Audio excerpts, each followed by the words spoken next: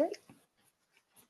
Welcome, everybody. My name is Mina Jane. I'm the director of the Ashland Public Library in Massachusetts, which is in the US. As I just said, Corrina is in the UK, so she's bringing her own fan base with her for this talk.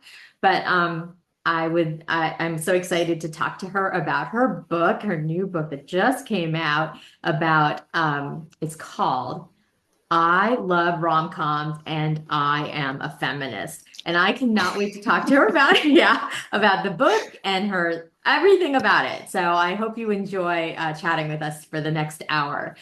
Before we get started, though, I just want to say thank you to the Friends of the Ashland Public Library for supporting all of our programs. We wouldn't be able to do this fun stuff without them.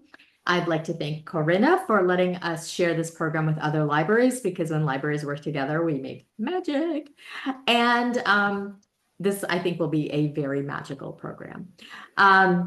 You can buy signed books by Corrina from Aesop's Fable. I'll put a link to that in the chat, and I will email it out to everybody after the program. If you have questions, please put them in the Q&A, which is a button at the bottom of your Zoom screen. This chat is on, and you can all chat with each other, but it sometimes goes by too fast for me to pick up questions. So make sure you put your questions in that Q&A. So Corrina Antrobus is I'm so excited about this. She lives in London. She's a film writer, a podcaster, and founder of the Bechdel Test Fest, which I think is super awesome, a celebration of films that present women in a positive and dynamic light. And so this book is just really, really like, it feels like it could be your catnip. You know, it's the book, the feminism, the rom-coms. You got to watch movies for writing a book. It's amazing. So first of all, welcome. Second of all, tell us a little bit about yourself, and then we'll get into the book and our questions. Yeah, hello. Oh my gosh, how exciting. Thank you so much, everybody, for zooming in. This is super cool. Yeah, I live in London. I am a film writer, but I'm also a culture lead for my local authority. So I program film festivals and also cultural programs. I have been writing about films for about 10 years or so. I started off doing film marketing for Virgin Media of all places, and that was a great job. And then I got made redundant, and that's really kind of kicked off my more feminist film skew. So whilst I was doing film marketing, I realized how little film marketing was being spent on female-centric films, and that kind of annoyed me. And then being made redundant also annoyed me. So I decided to set up Bechdel Test Fest, which is, being laid off, basically redundant is, so that's when I set up the Bechdel Test Fest. So for those that don't know, the Bechdel test is a very, very low bar measure as coined by Liz Wallace and Alison Bechdel, a fantastic American cartoonist who wrote the cartoon Dykes to Watch Out For. And in 1984, I believe, which makes it the 40th anniversary of the Bechdel test this year, which is also why this book is pretty special as a 40th anniversary nod. But there was a particular comic which had two women going on a date, and one woman said to the other woman, let's go to the cinema. And the other woman says to her, well, the thing is, I only go to the cinema if a film part has these three ticks, and that is that it has to have two women who have a conversation with each other about something other than a man. And it's a very silly but poignant measure. And to think that all a film needs to do to pass would be for me to say to Mina, hi Mina, can you put me on mute? And then it passes. That's hardly a measure of feminism. But the year that I started Bechdel Test Fest, there was less than 50% of the films released into the mainstream that were passing, which was pretty poor. So what I wanted to do was set up a platform that would promote films that pass, not just pass, but with flying colours. And it was great. We did it for 7 years. We programmed festivals all over the UK, and yeah, just had a great time with it. I'm now a mother of a very small two-year-old. Well, he's not very small. He's a normal sized 2-year-old. And funnily enough, running film festivals doesn't quite pay for nursery fees or a mortgage. So I had to put that one to bed for now. But writing this book still gave me the opportunity to do what I love, and that is reading, watching, thinking, championing women in film. Mm-hmm. Fabulous. And I also know that Alison Bechdel wrote Fun Home, which was a play on Broadway, which is amazing. So my first question is really definition. How do you define feminism? How do you define it? Oh gosh, wow. In with the big questions. I mean, yes, it is dependent on, well, it's not even dependent. It's equal opportunities, but not just equal opportunities, but equal equity as well. And thinking about what it is that women need to have the same benefits as anybody else, but also thinking about the needs of, like, within the intersectional, thinking about women, because not all women are the same in terms of where they land in this earth. But yeah, I did have a really good answer to this once in a panel, but I am very tired and I can't remember it now. But yeah, I do believe that women should have the same opportunities as men. And it's not about being better than men. It's about, because I do believe that men need to be feminists as well, and they should support us, and in having that equal opportunity. Yeah, and just and looking out for one another and making sure that nobody is suffering just because the fact that they are a woman, or just because that they are a gay woman or a black woman, and just acknowledging that everybody should and does have the right to be on this earth like everyone else. Mm-hmm. Bit of a rambling answer, but yeah. No, it's good. It's good. Yeah, it's about equality and equity. Yeah, absolutely. How do you define a rom-com? That is an interesting question, because coming across the 100 films within this book, I did have to, let's say, stretch the idea of what a rom-com is. But essentially, whilst there should be a romantic conversation between a romantic narrative, if you take that romantic narrative away, does it still stand up? And if it does, then yes, it's a romantic comedy. I mean, also it needs to be humorous. You need to have a X and a Y person having a romance.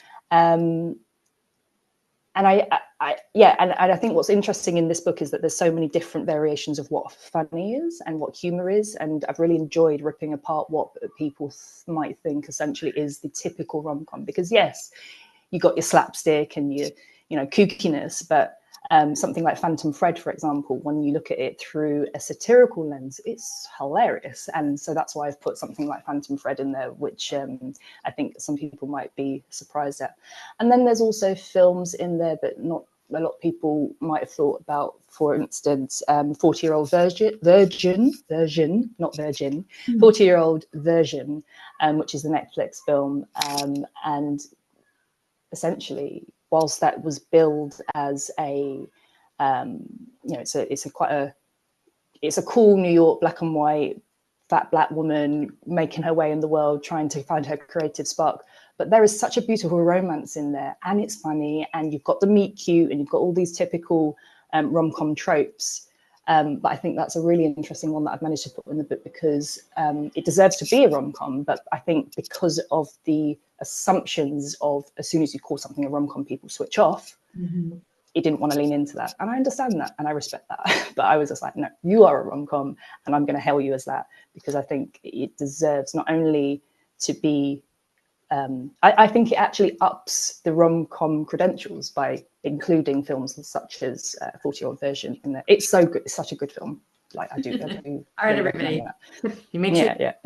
I am going to ask people in the chat to you sort of crowdsource what are some of their favorite rom-coms, and if they're in the book, maybe we can talk a little bit about how they, if you when you watch them and what you thought of them, and how you pulled out any feminist threads from them.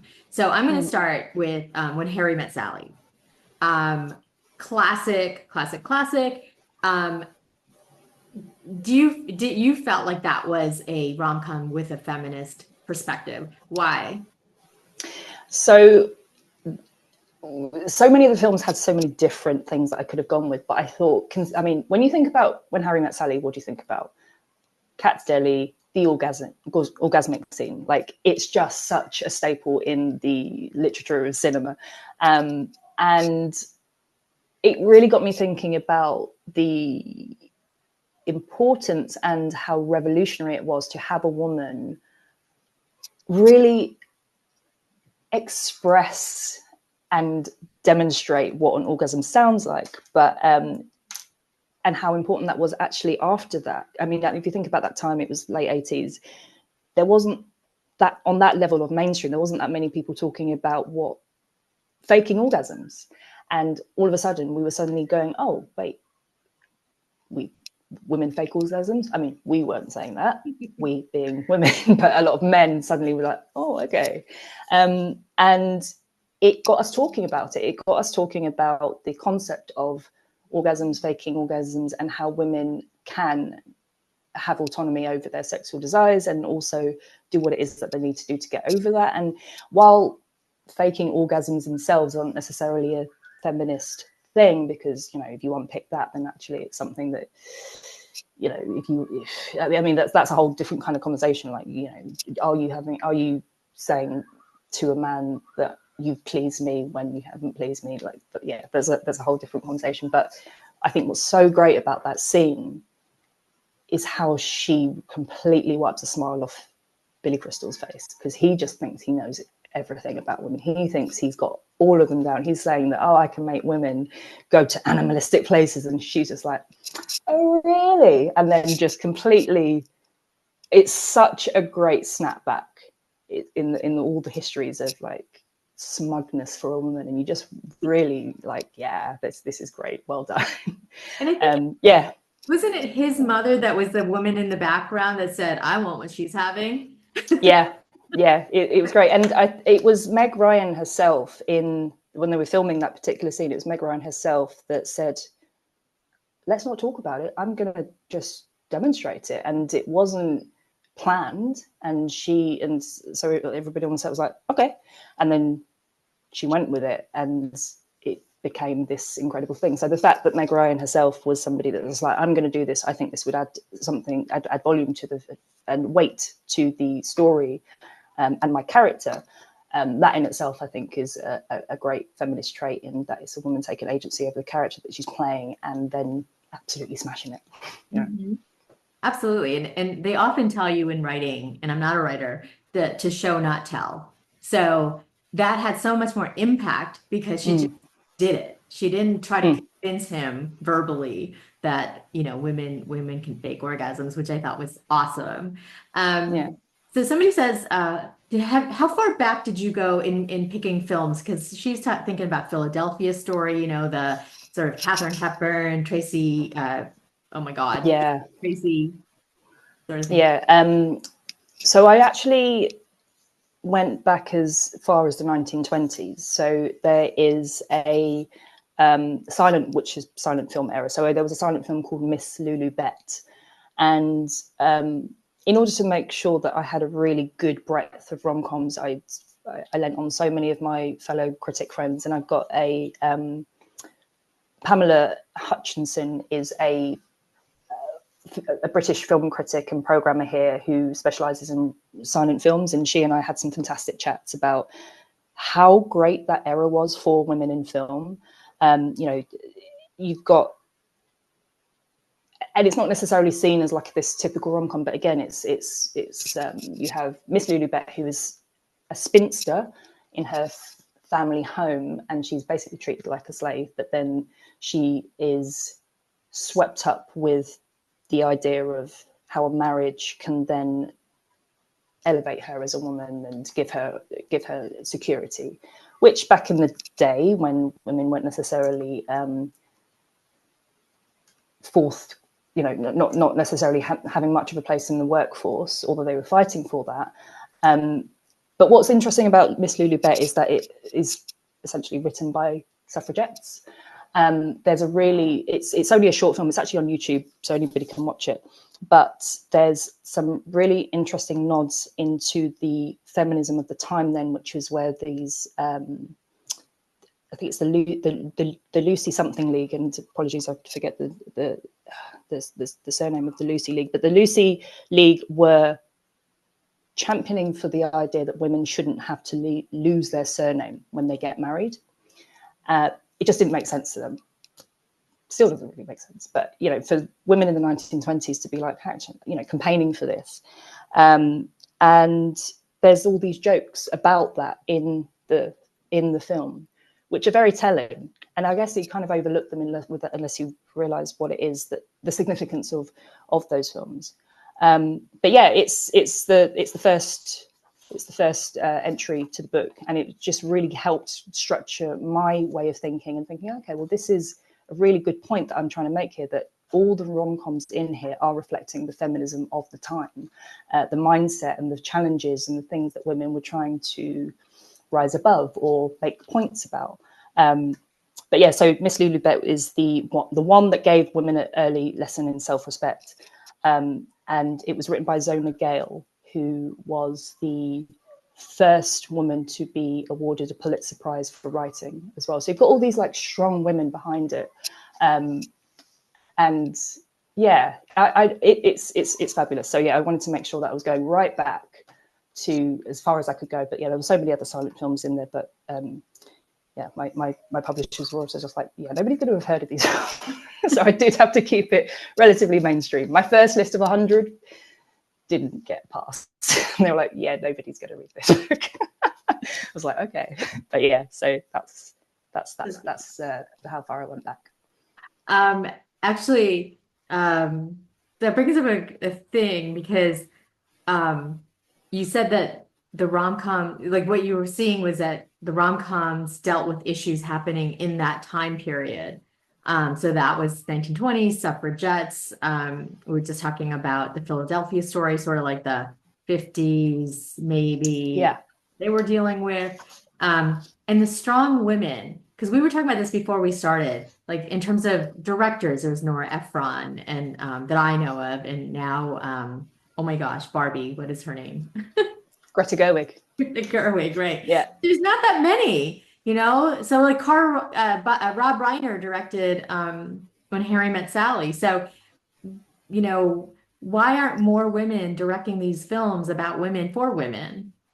Yeah, I mean, Rob Reiner was somebody that worked very closely with Nora Ephron to make sure that that was a, you know, her voice is certainly in there throughout. But this is my point about, I mean, going back to Bechdel Test Fest and the patriarchy that is embedded into the film industry, period. I mean, it hasn't always been this way, though. Pre-wartime, there were so many fantastic women that were making films before, whilst men were out going to war. And then when they came back, as most professions, they got kicked back into the kitchen and the motherhood roles. But yeah, we are getting better in terms of women directors, period, which is good, but we've still got a long way to go in terms of giving women equal opportunities. But then also, I mean, if you really want to go into the culture of making films is hard work, it's long hours, it's unpredictable. And if you want to be a parent, those things don't work. So unfortunately, you do see a high drop-off, or just women that are unable to balance the two. I mean, myself included, as soon as I became a mother, there were so many things that I had to sacrifice in terms of the career that I really want. I can't have the career that I really want because I am a mother now. But yeah, that's okay. It's okay. Well, yeah, I mean, we do all have to make choices. But on the other side of that, rom-coms really made the careers of certain women. We were talking about this earlier too, was Sandra Bullock and Julia Roberts and Kate Hudson. I mean, there's so many. Renee Zellweger, in the chat, if you can think of any others. Meg Ryan, of course. Yeah.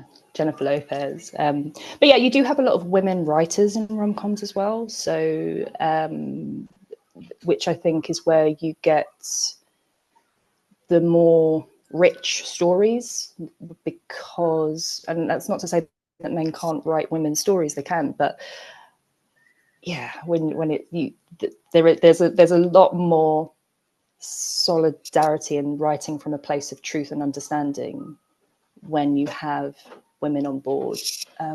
Sorry, I think my kid's coming in.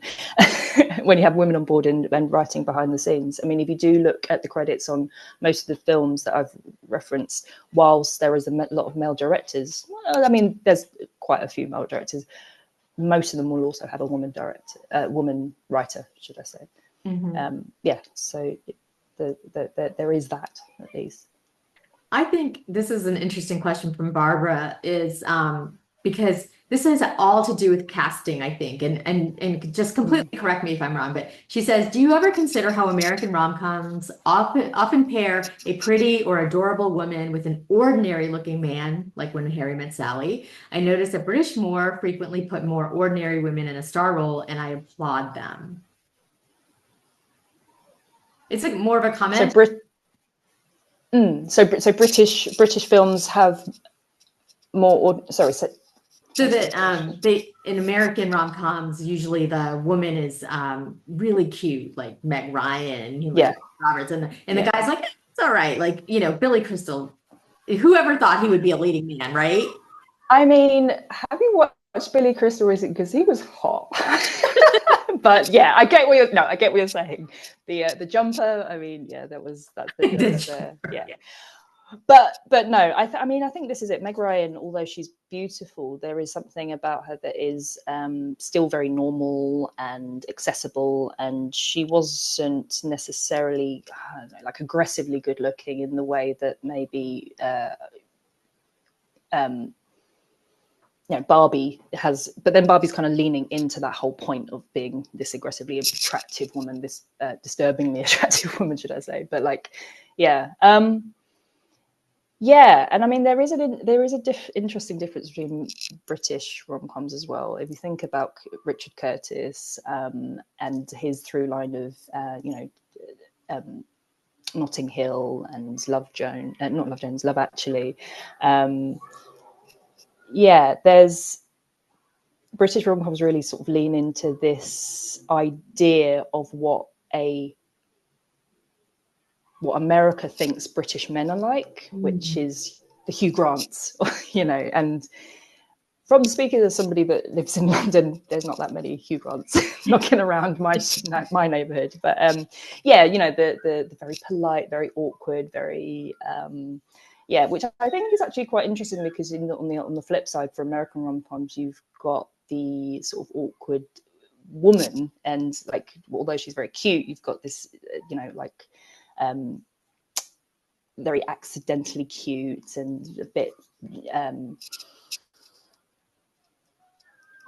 clumsy, you know. We've got that kind of archetype there. But I mean, you do need two very the essence of a rom-com as well, and this is from Roger Ebert, who's a great film critic, is that it does need to have two very attractive people falling in love. And what I think is interesting now is that we're stretching apart what that idea of attractive is now, and I think for the best, because that is great. It's not just a blonde white woman or somebody that looks like Hugh Grant. We're now thankfully looking at a much more diverse range of representations of beauty, and I think that's why rom-coms are getting better. I think there was a lull as they got stagnant into the late 2020s, and yeah, I think now that we've got this much more refreshing raft of films which have trans love and black love and gay love, and it's just giving it a new lease of life. Thankfully. Yeah, it's so important to have a diverse range of representations of love. One of my favorite shows recently, and books, has been Heartstopper. I don't know if you would consider it a rom-com, but I love it. And just for that reason, it just gives life to this couple. But I want to go back to a few things that I'm seeing in the chat, that Candace says that there's the U.S.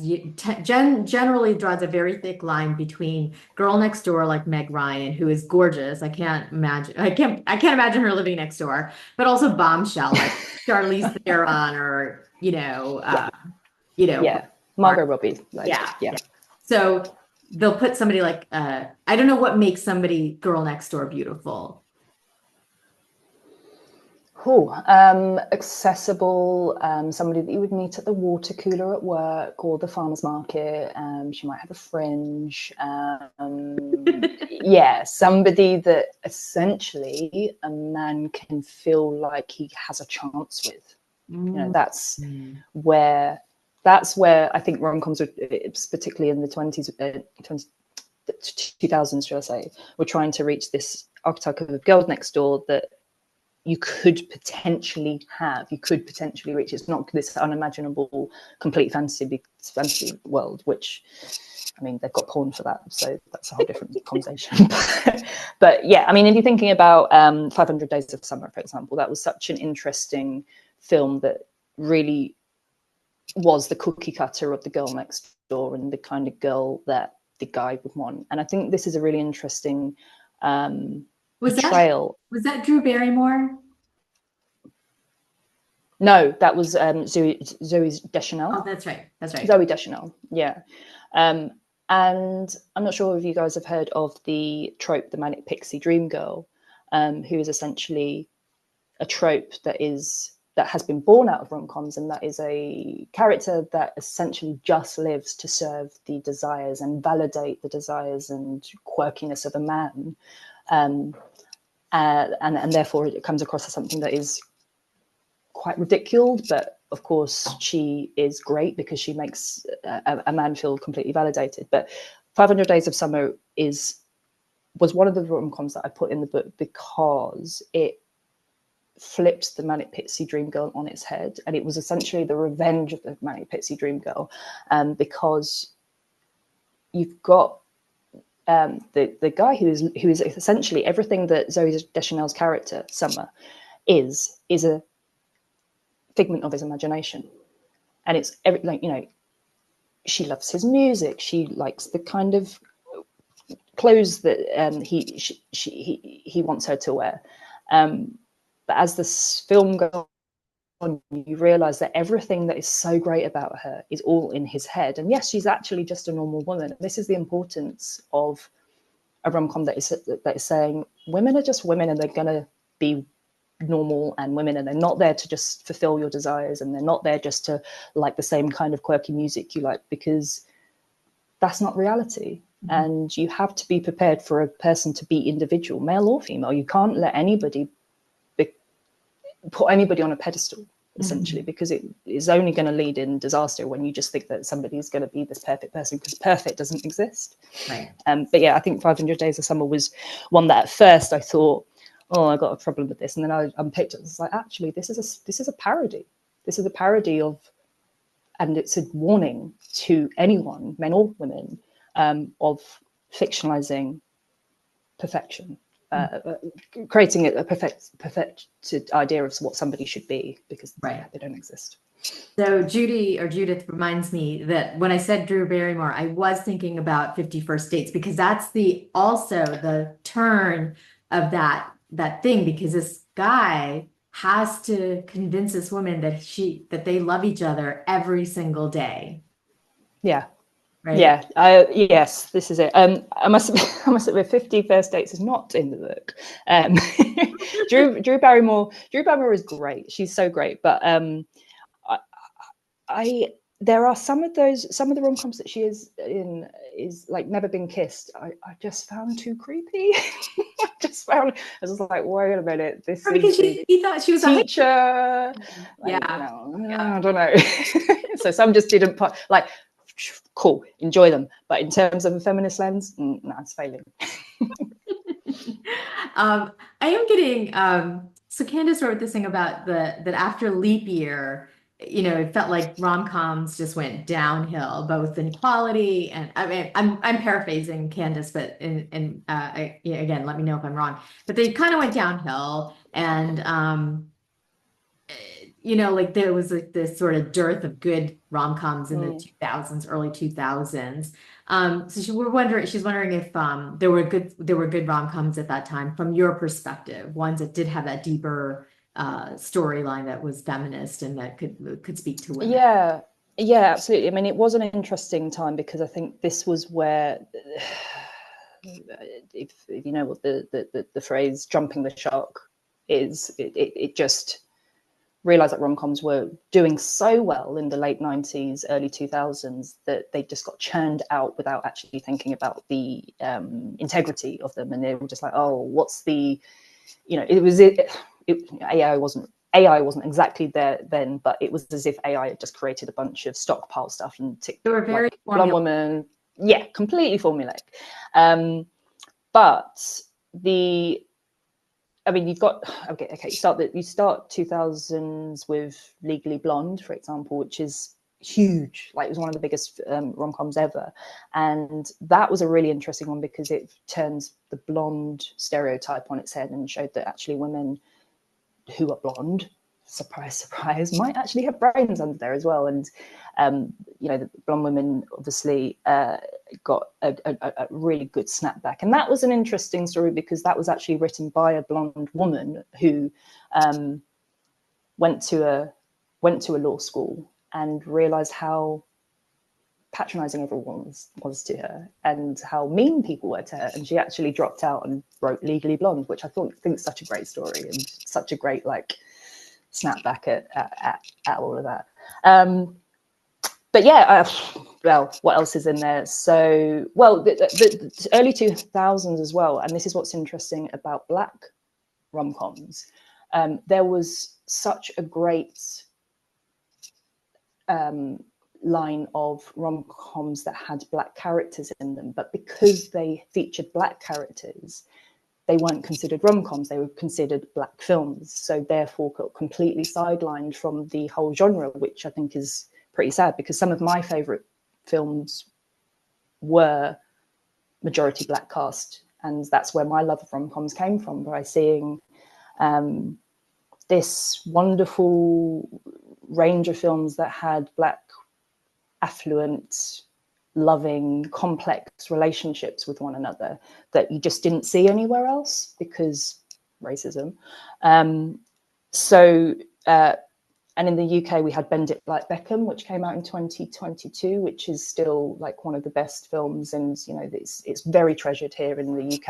I hope over you guys as well. But like, for example, the BFI are about to do a whole celebration of Bend It Like Beckham in particular. But that as a film about a young Asian woman who likes football, it's probably gay as well. That's like the sub story, but it wasn't like the time to kind of talk about that in case it got sidelined as a whole different thing. But yeah, but Bend It Like Beckham, absolute treasure.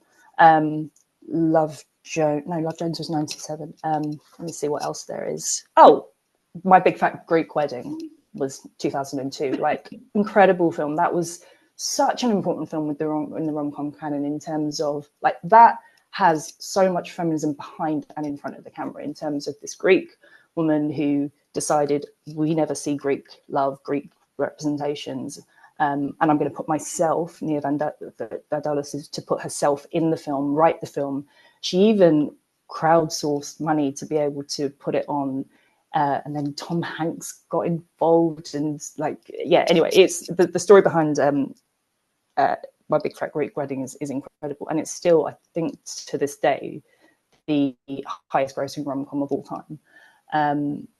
And what I've written about that film in particular is the makeover scene. I mean, what's a rom-com without a makeover scene, right? But that makeover scene for this film was so empowering because it wasn't about him, it was about her. And it wasn't just about her looks, it was about her brain, because she wasn't just learning how to put on eyeliner and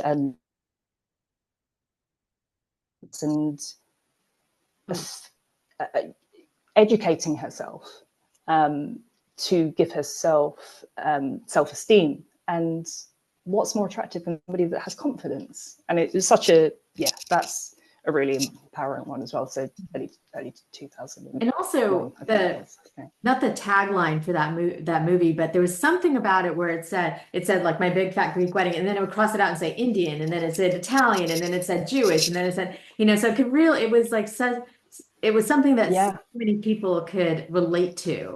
Not just the couple, but the families. Well, the Greek family that was, and I was like that. It totally like was like, oh, that could be an Indian wedding for sure. But wasn't this also the time of the rise of J-Lo, where she was doing Manhattan and there's like so many. I can't. Yeah. Made in Manhattan is such an interesting one as well, and this has got a special place in my heart, and it's also in the book as well, because this was director, oh my god, my brain, someone Wang, and he really injected his idea of intersectionality and solidarity for people of color. Because if you watch that film through that lens, all the people that are working together are women, people of color. They've all got like 2 jobs. They're working really hard. They help out the childcare, and they're just trying to get by in this very white world. And it's a Cinderella story, which of course, and I mean, J-Lo is just so fantastic as well, but it's also looking at her through a slightly meta lens as well, because she was like one of the most amazing pop stars at that time as well. It was in terms of fame. Wayne Wang. Yeah, Wayne Wang, yes, of course. Who's a really interesting director, but and it wasn't going to be him at first directing it, so it would have been a completely different film. But then for him to come on board and actually put through his lens of, actually, these are immigrant women and they deserve to shine, and they're looking after one another, and it's like workers. There's so much like workers' rights behind there as well. Even so, there's like little nods between like the self-awareness of the thing that's going on about J-Lo in real life, how much people were looking at the size of her behind, and there's all these like little nods to that in the film, which I think is really smart, because she was being objectified, and here was this opportunity through this film to just snap back at it, and I think it was really clever in that way. But yeah, J-Lo's great. I mean, what was her last film? Marry Me. I don't know if anybody's seen Marry Me, but it's so fun. It's so fun. And again, here she is being completely true to herself and her heritage. There's so much of her world in there that she is now unapologetically bringing forward into this, what is seen as a white space. And yeah, more power to J-Lo. Mm-hmm. I had forgotten about Katherine Heigl with the 27 Dresses.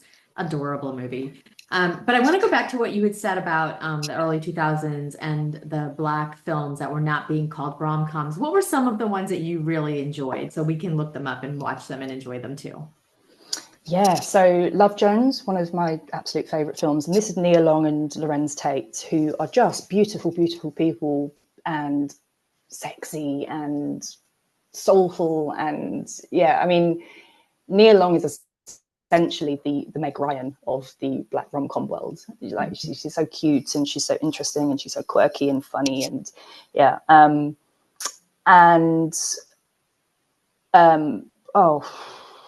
Black the Best Man. The Best Man is incredible, because again, you've got these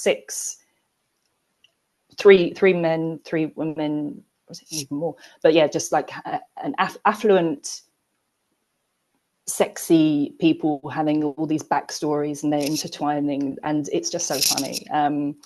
Watermelon Woman is another one that's a little bit more of a niche one. So that is Cheryl Dunye, who is a Black lesbian filmmaker, and this is one of the first rom-coms that was made by a Black lesbian filmmaker, and it's really interesting because it's essentially looking at why Black women's stories don't get told, but through this really sweet comical, and it's such a great 90s film. You've got like the 90s fashion, and it's just like they're working in Blockbuster, and it's so cute.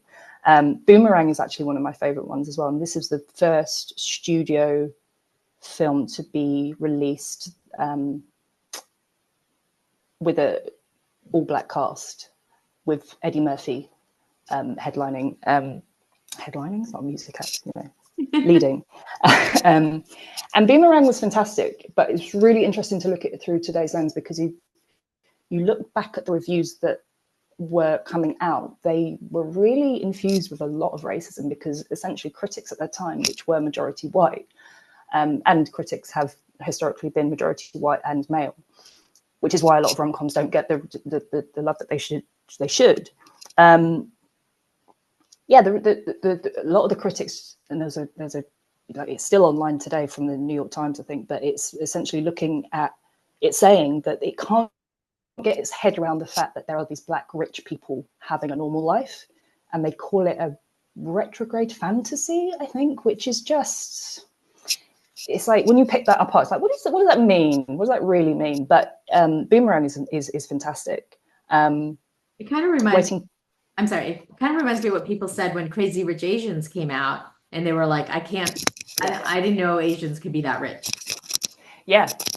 Crazy Rich Asians is so important as well in that respect. I mean, that was one of the, I think that's still in the top 10 most lucrative rom-coms to ever have been released in terms of box office. Really, and yeah, and anything written by Terry McMillan as well, so Waiting to Exhale, How Stella Got Her Groove Back, and She's Got a Habit is a rom-com by Spike Lee, and that's a really interesting one to think about. I mean, you don't normally think about Spike Lee doing a rom-com, but essentially, again, it is about a black woman, well, a woman having romantic relations with different people, and you know, it's got its problems in the terms that the rape scene, and it's really interesting to read back on Spike Lee himself answering to that scene and saying, yeah, that was, I don't know what I was doing, that was wrong. But he's, through the TV series, he's tried to kind of make amends. But essentially what we're looking at with She's Got a Habit is, for the first time, we have a black woman with agency about her sexual desires, taking her pick from guys that just can't handle the fact that she doesn't want to belong to one person. Oh, interesting. I want to go back to yes, Brown Sugar. Definitely Brown Sugar. Sorry, I was just looking at the and the soundtrack for Love Jones also. Oh my god. Well, yeah, the soundtracks to a lot of these films were the first entry point for me as well, because I didn't really go to the cinema that much, and we didn't have that much access to American films unless I went to my friend's house and they happened to have Sky or a DVD player, which we didn't have in my house. We just couldn't afford those kind of things. So yeah, that's a whole different story. But yeah, it's great.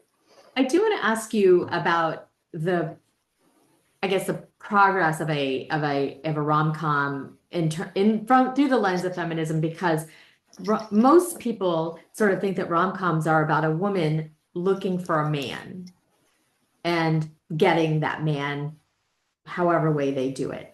But I look at them very differently. Like, I find them to be where women kind of figure out who they are and figure out what man will fit into their life versus, you know, like, I'm going to make my life, as you said, the pixie, whatever. So what do you think is about that? Like, I don't, I mean, like, it makes me mad when people are like, oh, they just want a guy. So, yeah, I mean, bad rom-coms will just do that.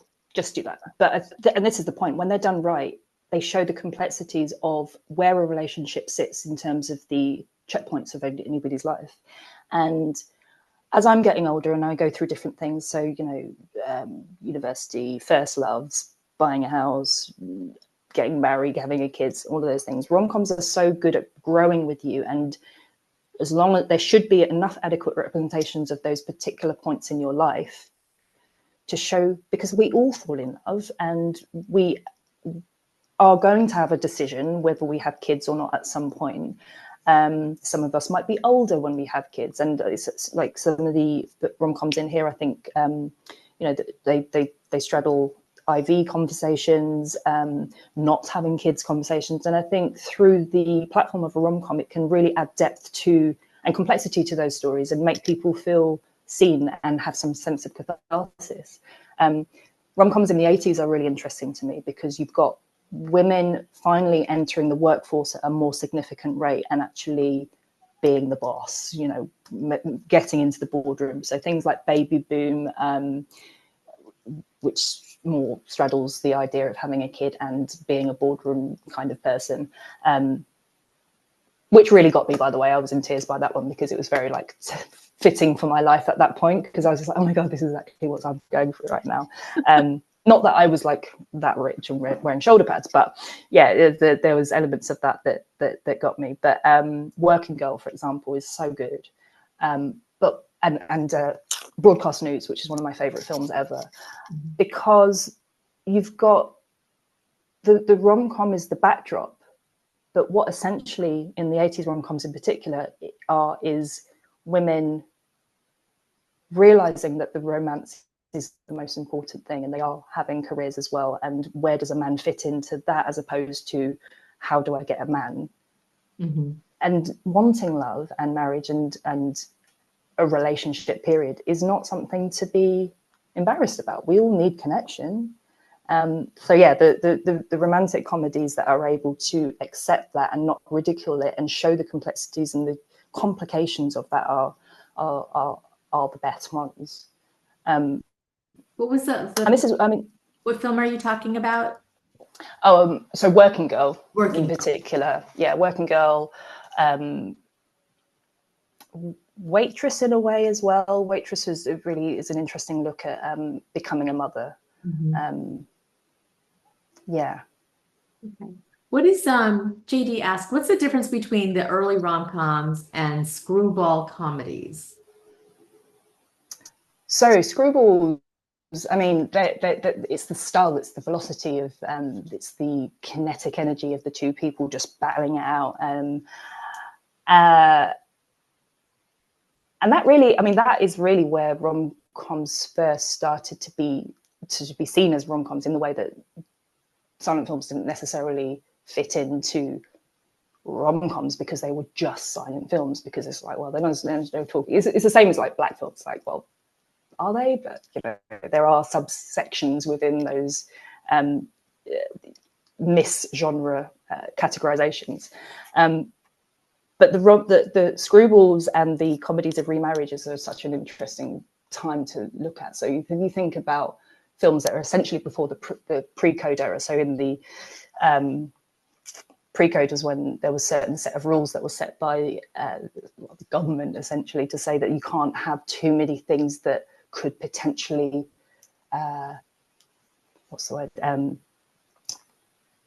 infiltrate the nation. Like, you can't put things like the basic stuff, like you can't have killings, and you can't have people that are committing crimes and getting away with it. It's like a morality measure, if you like. But adultery was one of them, as was interracial relationships, being gay, anything like that just wasn't ever allowed. So the comedies of remarriages were really interesting, because whilst you couldn't show adultery, you could show somebody breaking up, doing whatever it was with somebody else. Obviously, this wasn't explicitly shown, and innuendo was such an important part of that era. So the remarriage was breaking up, going away, but then coming back. So that was their way of showing that they're not breaking the rules, but they kind of are. They were so cheeky. I mean, Katharine Hepburn films are perfect for that. Mm-hmm. Bringing Up Baby is just so full of innuendo. It's incredible. And it's so funny because of that. You're just like, oh my God, she's chasing a guy who is looking for a missing bone. It's like, come on. It's just, and he's trying to look for her, and they're both looking for a missing pussycat. It's, yeah, I mean. So I'm going to I have a couple more questions, but Paula has asked about middle-aged women, because I know Mamma Mia is in the book, and yes. It's so fun. Something's got to give. Do you do that in rom-com? I mean, that was so heavy, I thought. Something's got to give. Yeah, that's a rom-com. I mean, it's heavy, but then there's a buoyancy in there. There's humor in there for sure. And I think it's one of those films where you've got to laugh at how awful life is sometimes. But yeah, middle-aged rom-coms are super important as well, because again, you don't get enough adequate representations of people that are over the age of 25 falling in love, as if we no longer have sex drives, or we just get married and live happily ever after. So one of the films that has a dear place in my heart is Good Luck to You, Leo Grand. And that has Helen Mirren, and it's a British film. Came out 4 years ago. British film. Helen Mirren is an older woman. Her husband has passed away, and she's confessing that she's basically had a life of unfulfilled sex life. So she hires a male prostitute, a male sex worker, and it's so beautiful because she's just opening up to this person about what it is that she wants, but she's at first afraid to ask. And I kind of don't want to ruin it, but the last scene is just so beautiful. If you've finally got this older woman who is just laying herself there. And what's interesting as well is that it's her that is the person that is able to give her the climax that she wants and deserves. And it really addresses the fact that you have sexual desires into your older years, and you don't have to be embarrassed about them. And yeah, it's very, very, and it's very funny. But yeah, Helen Mirren. What was the name of that film? Good Luck to You, Leo Grand. Good Luck to You, Leo Grand. Okay. Yeah. So I'm going to ask you a very, very difficult question that came up earlier. Emma Thompson, of course. Sorry, not Helen Mirren. Do you know what? I always do that. Oh, okay. Yeah. Emma Thompson, which is terrible because I was actually talking to her about this book. So yeah, Emma Thompson. British. It's so funny. Okay. Sorry, I'm very tired. No, it's okay. Marcia asked much earlier on, and I'm going to limit this to 5. But what are your 5 favorite rom-coms? Broadcast news.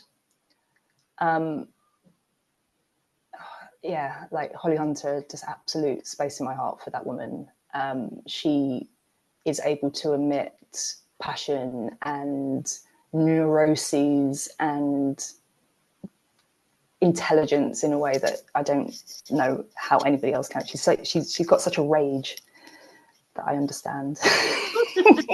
And broadcast news is just so fantastic in terms of how well she is working in the workspace, and how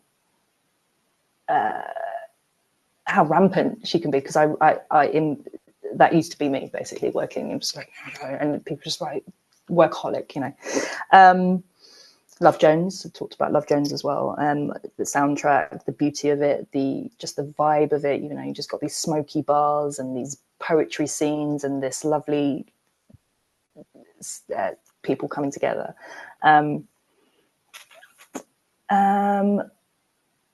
Boomerang, I've mentioned.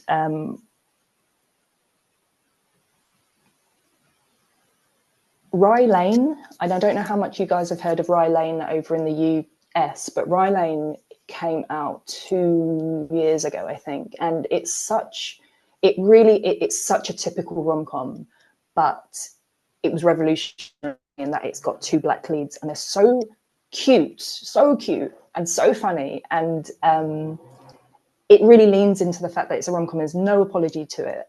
You've got your meet cute, you've got your singing, dancing thing, you've got the point where he disappoints her and she's got to get him back, and it's just so cute and so funny. So yeah, Ryan Lane, I have massive respect for that one, because it's not trying to be anything but a romantic comedy, but the fact that it is all black cast in a very recognizable part of London. Yeah, I just love it. It's authenticity. Heathers, which I think is a really interesting one. Again, I've put this through the lens of gaslighting. I think Heathers is Rye Lane was, I just saw one of the chat, is Rye Lane. Yeah, Heather's is, I mean, I love Winona Ryder. Who doesn't? You know, she's fantastic.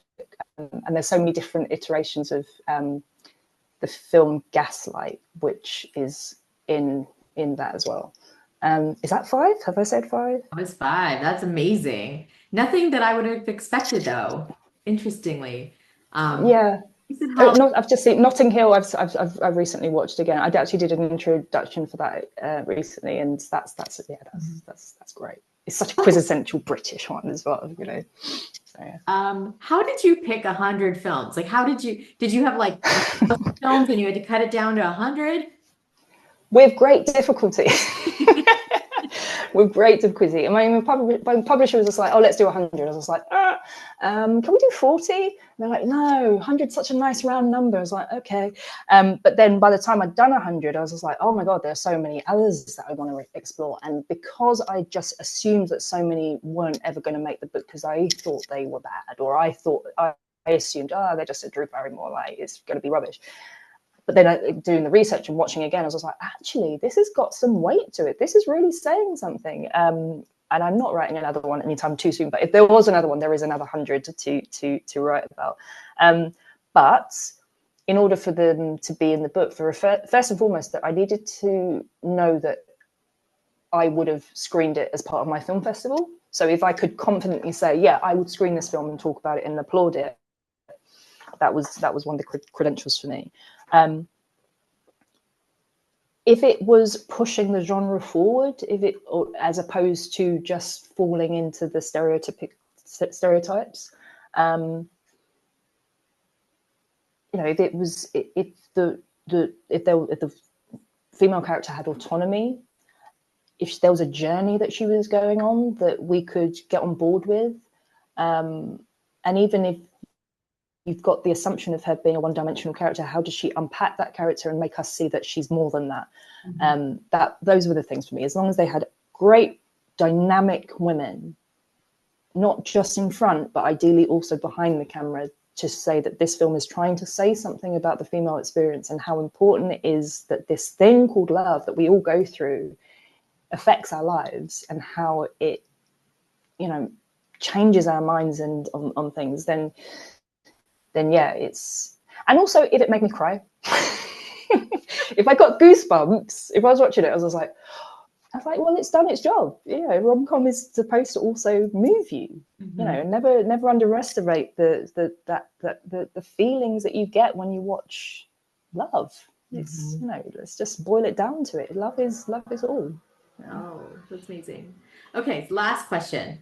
If you had your wish, what director, actor, and actress would you put together for the next rom-com? Oh my God, what a great big question. I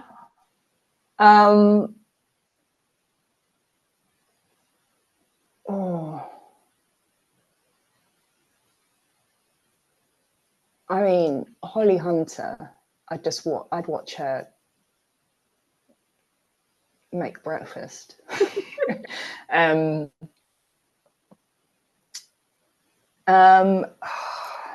Director Greta Gerwig. I think she's incredible. I think she's just incredible. Like, after watching Barbie and Frances Ha, which is also one of my favorite films, she's just got it right in this way that is so accessible, and she's